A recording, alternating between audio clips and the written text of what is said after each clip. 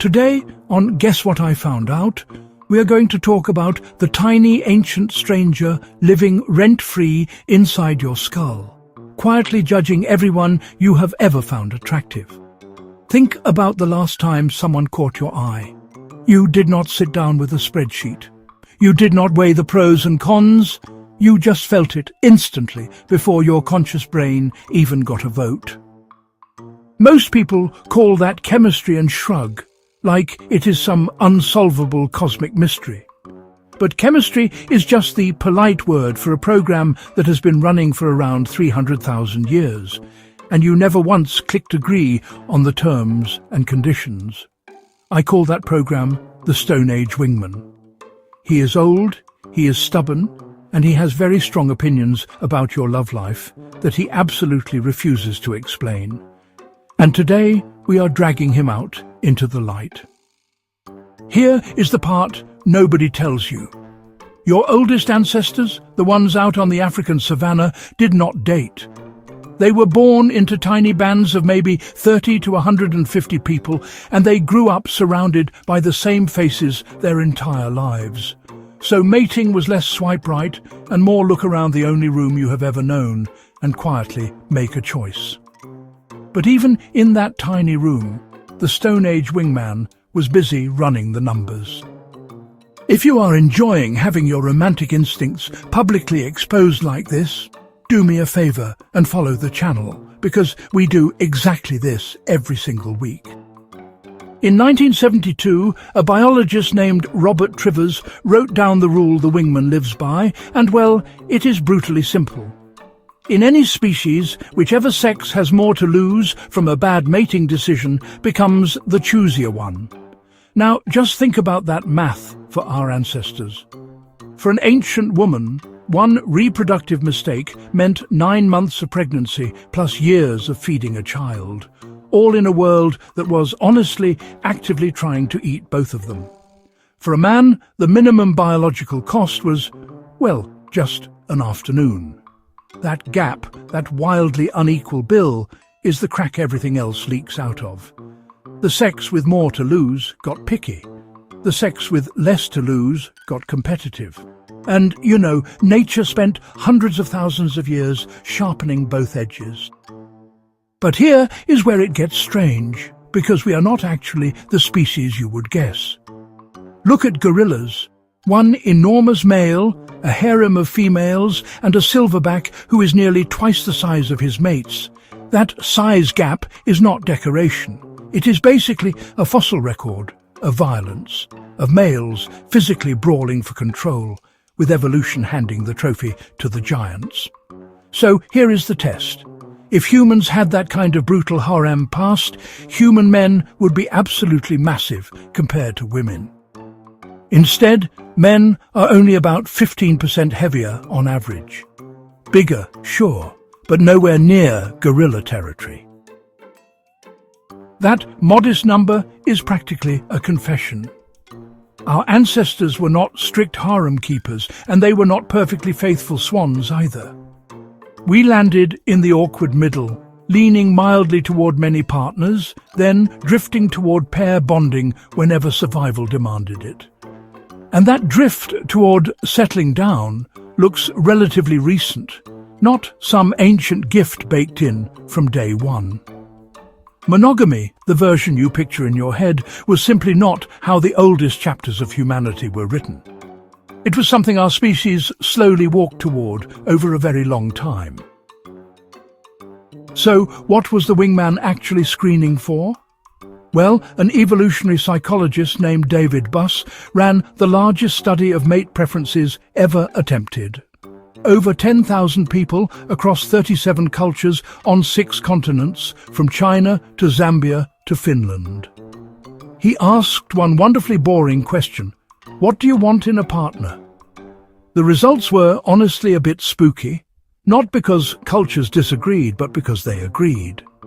In 36 of those 37 cultures, women placed more value on a partner's financial prospects than men did. And in every single culture, men placed more value on youth and physical attractiveness than women did. Not one flip. not one reversal. Now, before the comments catch fire, here is your actual job today. The poll question is simple.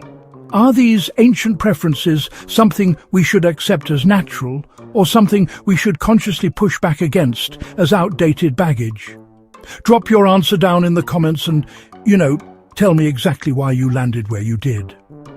I read these, and honestly, the reasoning is always far more interesting than the verdict. Because here is the uncomfortable part. These are not shallow little preferences.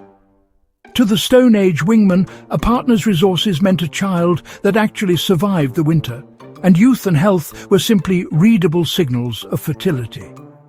Evolution did not build a list of beautiful traits. It built a fertility detector and then cleverly disguised it as butterflies in your stomach. But the wingman was never running just one plan. He, carried a whole menu. Long-term pair bonding was one option, but short-term mating, jealousy, even mate poaching all left their fingerprints on us too. On average, when asked how many partners they would ideally want over a lifetime, men report wildly higher numbers than women, though that gap is badly inflated by a small handful of men aiming for the absolute stars. The honest version is gentler. The direction is real.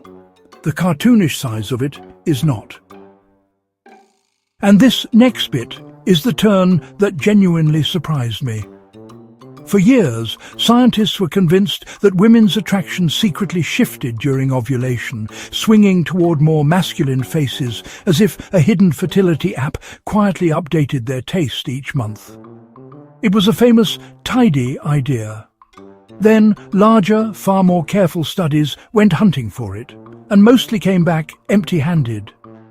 The clean version of that story quietly fell apart, which is a fantastic reminder that even the wingman's reputation needs a fact-check now and then. Here is another strange one. For most of human history, people may not have firmly connected sex with pregnancy at all. A 9-month delay is not an obvious cause and effect, especially since humans, unlike most animals, hide ovulation completely. There is no obvious in-heat window flashing on and off. The leading guess is that a widespread understanding of fatherhood only clicked into place much later, after people started watching their domesticated animals breed under controlled conditions. The bond between partners may have come first. The explanation for it came a long time afterward. If all of this is starting to remind you of something, it absolutely should. Go back and watch our episode on the Firelight freeloaders, the dogs, because that is this exact same story told from the other side. A species whose deepest instincts got quietly rewritten over thousands of years without anyone in the room ever noticing it happen. Let us hold here and hand off the big idea, because none of this is ancient history. The wingman never logged off. David Buss found that when people are forced to choose, about 6 in 10 men say sexual betrayal would wound them the most, while a clear majority of women point to emotional betrayal instead. Same relationship, same heartbreak, 2 completely different alarm systems, because each one was built to guard against a different ancient threat. So, the next time you feel an attraction that makes absolutely no sense, or a flash of jealousy you cannot quite justify, that is not you being irrational. That is 300,000 years of field-tested code doing precisely what it was built to do. The people who first wrote it are long gone. The Stone Age wingman is still very much clocked in and working. If this rewired how you see your own instincts even a little, hit that like button, subscribe, and stick around. Because the next thing I found out is even harder to look away from. See you there, Curious George.